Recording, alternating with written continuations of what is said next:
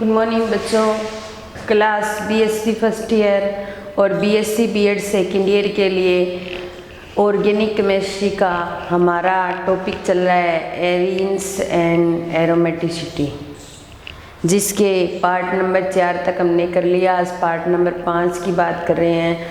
हमने बेंजीनिक से संबंधित बेंजीन के केकुले ने संरचना दी थी, कुछ प्रमाण भी दिए थे। तो बेंजीन से संबंधित केकुले की संरचना के कुछ प्रमाण थे वो हम पढ़ चुके हैं, और उस प्रमाण के अंदर कुछ कमियां रही थी वो भी कर चुके हैं। अब नेक्स्ट टॉपिक आते हैं केकुले संरचना से संबंधित। तो केकुले की संरचना के अकॉर्डिंग नेक्स्ट टॉपिक है केकुले की गतिक संरचना। केकुले की गतिक संरचना।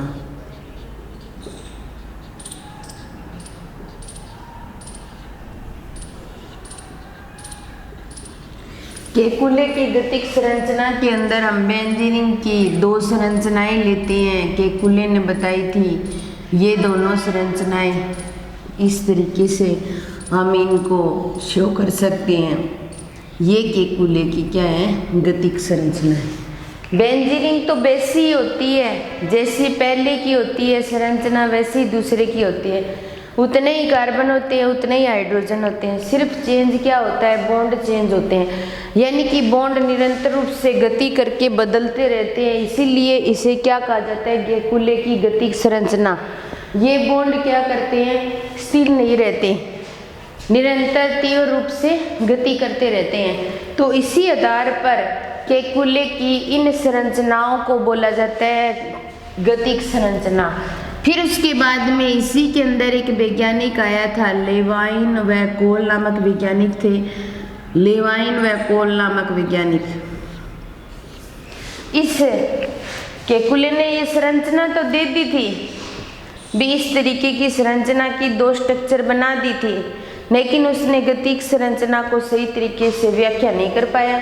फिर उसके बाद में लेवाइन व कोल नामक वैज्ञानिक आए और उन्होंने इस गतिक संरचना की व्याख्या की।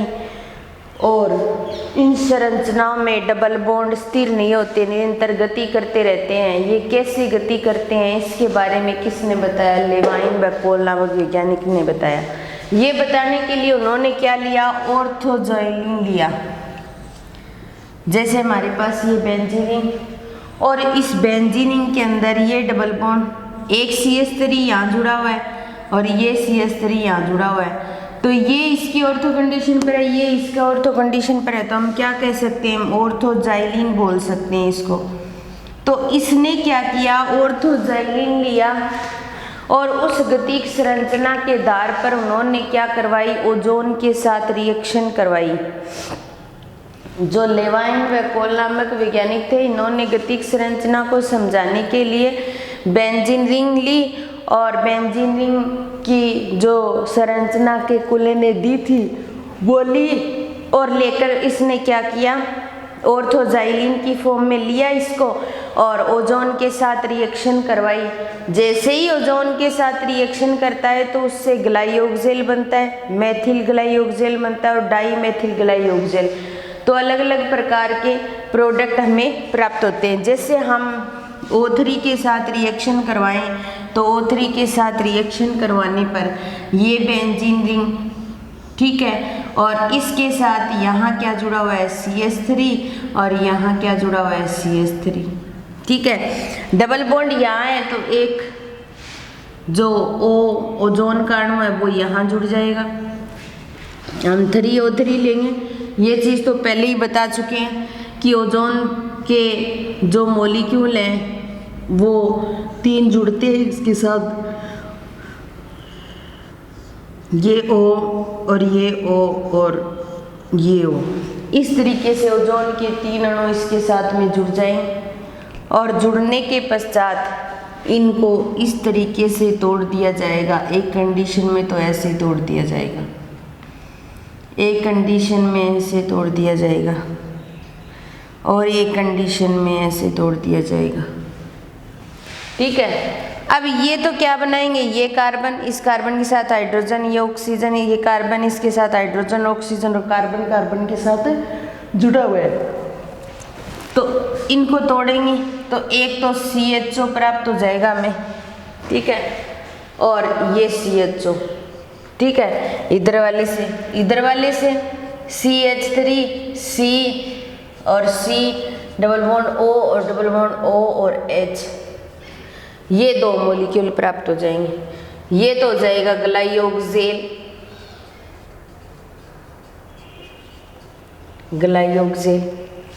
और ये हो जाएगा मेथिल ग्लाइयोक्सेल।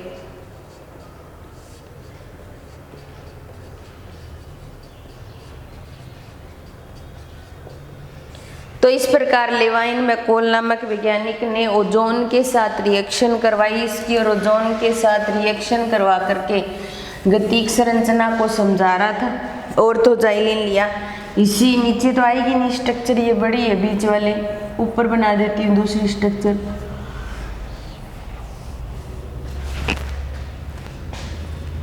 ये बॉन्ड यहाँ बना हुआ है, अब इन बॉन्ड को मैं यहाँ बना देती हूँ और यहाँ CH3 जोड़ देती हूँ और यहाँ क्या जोड़ देती हूँ, CH3 जोड़ देती हूँ, ठीक है। ऐसा करने के बाद हम क्या करवाएंगे, O3 के साथ रिएक्शन करवाएंगे। ओजोन तो वहीं जुड़ेगा जहाँ पर डबल बॉन्ड उपस्थित है, तो ये CH3 एक ओजोन का मॉलिक्यूल तो यहाँ जुड़ जाएगा, ठीक है। ये CH3 और दूसरा मॉलिक्यूल यहाँ जुड़ जाएगा और एक मॉलिक्यूल यहाँ जुड़ जाएगा। ऐसी कंडीशन हो जाएगी, यानी कि ओजोनोइड बन जाएगा। 3O3 के साथ रिएक्शन करवाएंगे।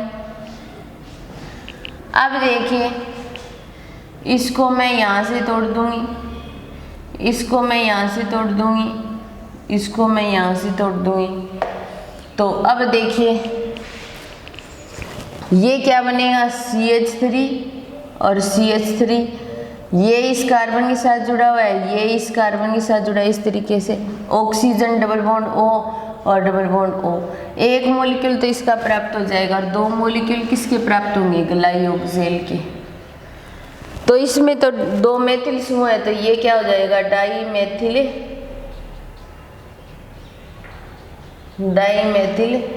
ग्लाइयोक्सेल।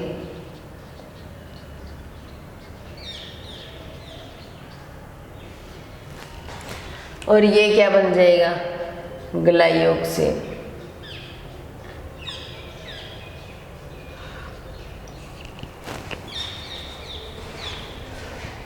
ये ऑर्थोजाइलिन लिया था हमने। इसके अंदर हमने क्या किया, सिर्फ बॉन्ड ही चेंज किए हैं। तो कहने का मतलब है डबल बॉन्ड स्थिर नहीं है, गति कर रहे हैं, इसलिए इसका नाम क्या रखा गया, केकुले की गतिक संरचना। देखो बेंजीन की संरचना, ये रिंग तो केकुले ने दी थी, इसलिए केकुले की गतिक संरचना कहते हैं।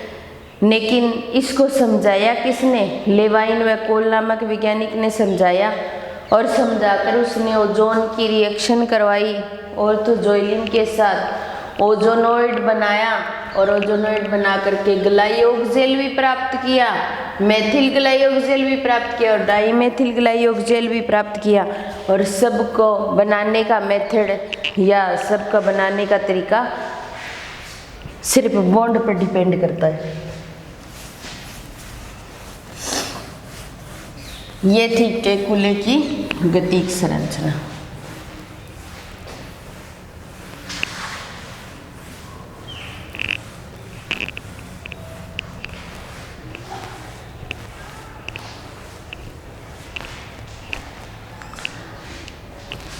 अब उसके बाद में देखिए, बेंजीन रिंग को समझाने के लिए बेंजीन से संबंधित कुछ आधुनिक नियम दिए गए हैं। संबंधित आधुनिक कुछ सिद्धांत या नियम मानो तो बेंजीन से संबंधित कुछ आधुनिक सिद्धांतों की बात करेंगे हम। तो आधुनिक सिद्धांत, और आधुनिक जो सिद्धांत दिए गए हैं वो 3 हैं। तीनों के नाम लिखती हूँ मैं। एरोमेटिक षष्टक सिद्धांत, एरोमेटिक षष्टक सिद्धांत,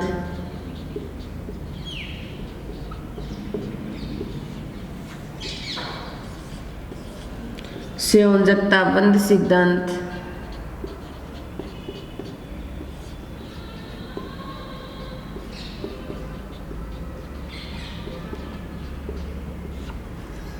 और तीसरा है अणु कक्षक सिद्धांत।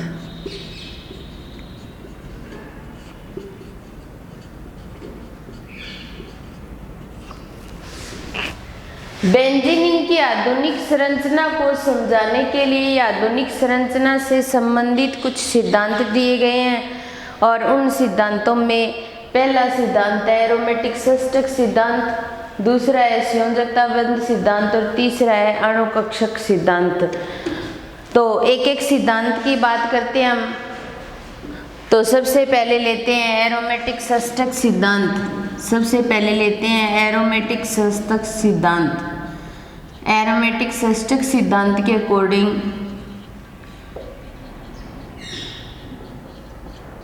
ये सिद्धांत देने वाले थे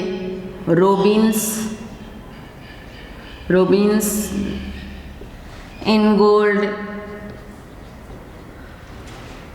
व हक्कल नामक वैज्ञानिकों ने इस सिद्धांत को दिया था। रोबिन्स, इनगोल्ड व हक्कल नामक वैज्ञानिक थे, उन्होंने इस सिद्धांत को दिया था। इस सिद्धांत के अनुसार इन्होंने ये बताया था कि जो एरोमेटिक रिंग होती है वो षष्टक की फॉर्म में पाई जाती है, जिसके अंदर 6 कार्बन होते हैं, एक षष्टक संरचना का निर्माण करती है। प्रत्येक कार्बन दूसरे कार्बन के साथ बॉन्डिंग करता है, प्रत्येक कार्बन के साथ एक एक हाइड्रोजन भी जुड़ा रहता है, लेकिन उसके बाद भी प्रत्येक कार्बन के पास एक एक इलेक्ट्रॉन रहता है।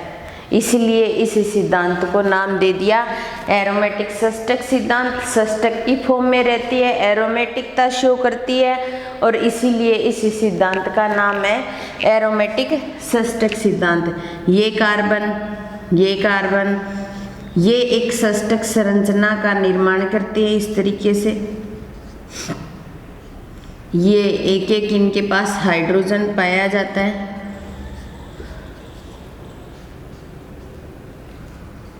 और उसके बाद एक एक इलेक्ट्रॉन इनके पास रहता है। तो ये एरोमेटिकता भी शो करते हैं, और इस सिद्धांत को एरोमेटिक षष्टक सिद्धांत कहा जाता है। कि इस सिद्धांत को रोबिन्स, इनगोल्ड व हक्कल नामक वैज्ञानिकों ने दिया था। इन्होंने बताया था कि बेंजीन के अंदर 6 कार्बन होते हैं, और 6 कार्बन षष्टक की फॉर्म जुड़े रहते हैं, और प्रत्येक कार्बन दूसरे कार्बन के साथ भी बॉन्डिंग करे रहता है, और प्रत्येक कार्बन के साथ एक एक हाइड्रोजन भी जुड़ा रहता है, और उसके बावजूद एक एक इलेक्ट्रॉन इनके पास प्रेजेंट होता है। इसलिए इस सिद्धांत को बोला जाता है एरोमेटिक षष्टक सिद्धांत। ये था एरोमेटिक षष्टक सिद्धांत, बिल्कुल आसान सा, छोटा सा। और उसके बाद में हम दूसरे सिद्धांत की बात करते हैं, संयोजकता बंध सिद्धांत की। संयोजकता बंध सिद्धांत की हम बात करते हैं। इसके अंदर हमें एक्स किरण विवर्तन से पता चला कि बेंजीन का जो कार्बन होता है वो sp2 संकरित होता है, और बंध कोण का मान क्या होता है? 120 डिग्री होता है।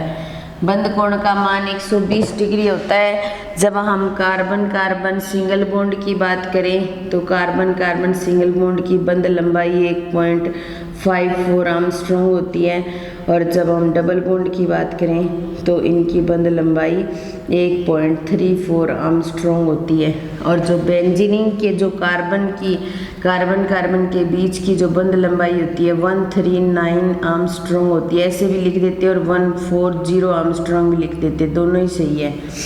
कुछ बुक में 13 9 आर्मस्ट्रॉन्ग और कुछ में 1/4 आर्मस्ट्रॉन्ग दी होती है। तो इस तरीके से इनकी जो बंध लंबाई होती है कार्बन कार्बन सिंगल बॉन्ड और डबल बॉन्ड के बीच की होती है। इस सिद्धांत के अनुसार बेंजीन के अंदर अनुनाद पाया जाता है और अनुनाद के आधार पर ये 5 प्रकार की अनुनादी संरचनाएं शो करते हैं। इसमें 2 वैज्ञानिक थे, एक केकुले वैज्ञानिक जो ये संरचना दे पाए थे, ये संरचना, और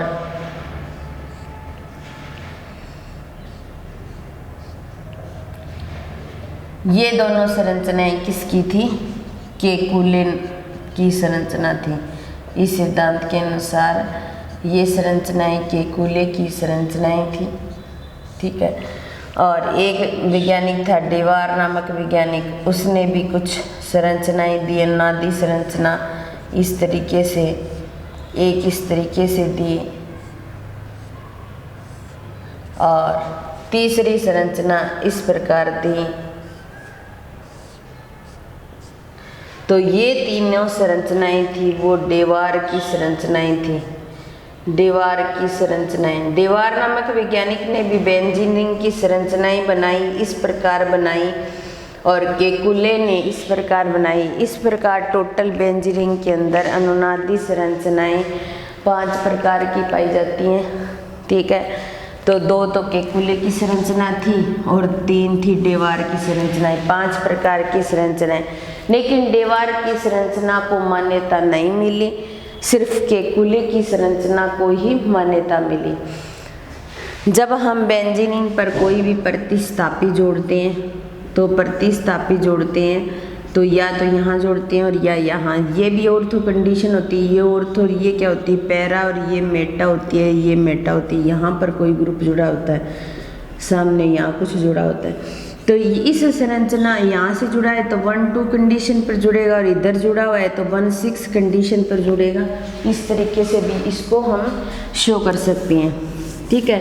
तो ये संयोजकता बंध सिद्धांत के अनुसार अगर हम इनके हाइड्रोजनीकरण उष्मा की बात करें तो बेंजीन के अंदर क्या होती है? 3 डबल बॉन्ड होते हैं, 3 डबल बॉन्ड प्रेजेंट होते हैं। अगर हम 3 डबल बॉन्ड प्रेजेंट है तो 3H2 का मॉलिक्यूल जुड़ेगा और इसको किस में चेंज करेगा?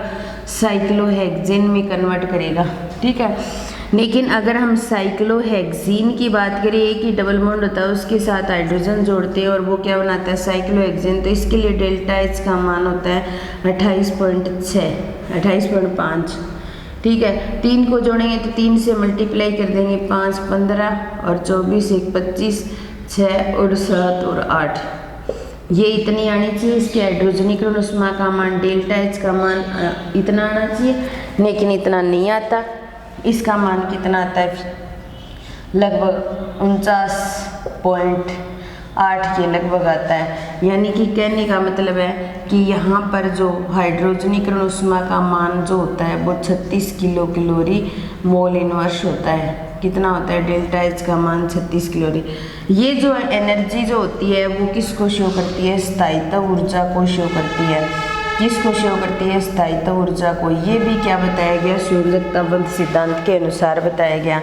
एक हम अनुनादी संरचना के आधार पर एक अनुनादी संकर को भी बना सकते हैं। वो अनुनादी संकर इस तरीके से बनता है।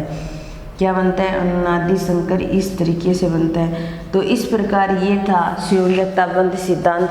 संयोजकता बंध सिद्धांत के अनुसार हमारे पास बेंजीन की जो बंध लंबाई थी कार्बन कार्बन 1.40 आर्मस्ट्रॉन्ग या 1/4 आर्मस्ट्रॉन्ग होती है। कार्बन sp2 बंध कोण 120 डिग्री इन दोनों के बीच का होता है। और इसमें 5 प्रकार की संरचनाएं पाई जाती है। केकुले की संरचना और डेवार की संरचनाएं।